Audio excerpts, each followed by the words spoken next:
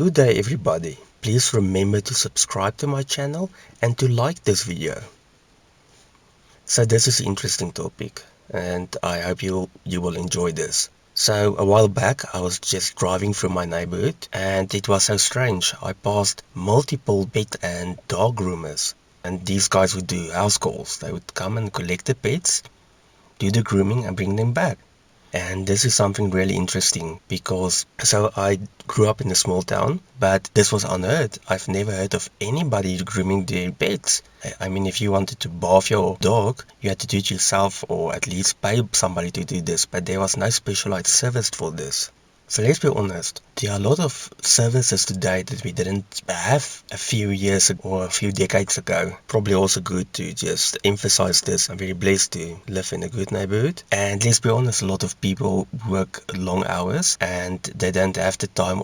In many cases, people don't want to do this themselves. So rather not pay somebody to do it for a few bucks. So this is very interesting. And this is probably the main takeaway. And that's that you want to be where there's money. Money attracts money. Because if you have money, and especially if you have in abundance, you're willing to spend this. And that's why we can see that some specialized services can develop. In many cases, you will only find this in better neighborhoods.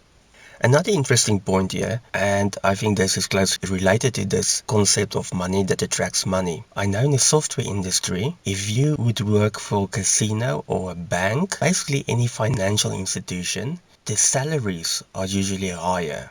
That in comparison to, let's say, you're working for medical aid and doing development for them, or you're doing imaging. That's just a fact that where you work with money and where a small change to the software can make a huge impact, people are willing to pay more. When we look to high-income countries, we also see the unemployment rate is much lower than third world countries, and that's because there are a lot of money and people are willing then to pay more money on services that people won't pay for in lower income countries. Services that many will consider to be a luxury.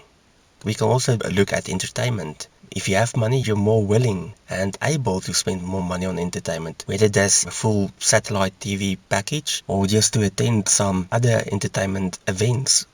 Okay, so here we look at tutoring. My friend is a full-time mathematics tutor, but the interesting bit here is that most of his clientele composed out of primary school kids. And that's very interesting because when I grew up, I wasn't aware of anybody getting specialized help for mathematics in the lower grades. Yes, there are always kids that would struggle with some of the concepts, but usually a teacher would just explain it. So it's probably a combination of a few factors here. One, that the work level is higher than a few years ago. That's just a fact. I think we can all just Google and see what is expected of a grade 4 or 5 kid today in comparison to 20, 30 years ago.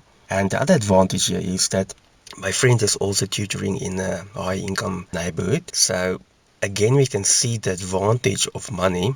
And again, we can also see the changing social situation where a lot of parents work long hours, whether it's a mom and a dad or whatever the case might be. You can see that the kids are more reliant on themselves, so they need extra help. So obviously, a lot of these parents have the money and they are willing to spend this on the kids because, yes, on the one hand, they might be too busy to assist the kids themselves, or they have the money to spend on a tutor. So again, that's just something very interesting, and I thought it was just important to point this out and illustrate the advantage of being surrounded with individuals with money.